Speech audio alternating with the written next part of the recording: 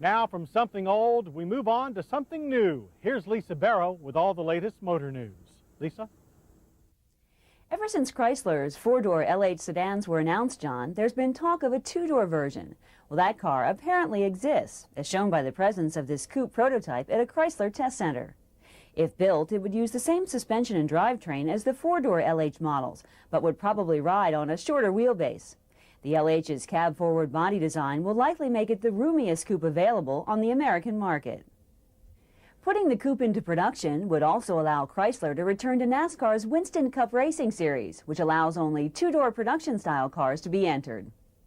The 10,000-mile Paris-Moscow-Beijing road rally, which began September 1st, is proving to be as treacherous as expected. We have this late report. As the route of the Paris-Moscow-Beijing rally crossed into China, over 60% of the competitors have been eliminated. The terrain has been brutal, and navigation sometimes a real problem for even the best prepared teams. The local populations have been enthusiastic, sometimes going to great lengths to urge the teams on. The lone U.S. team, made up of journalists Chris Jensen of the Cleveland Plain Dealer and Phil Berg of Car and Driver magazine, along with rally expert Brian Hibbs, was late getting to a checkout and was disqualified from actively competing in the remainder of the rally. However, their Jeep Cherokee is continuing along the route towards Beijing and the finish line. The goal of the U.S. team from the start was to simply finish the journey.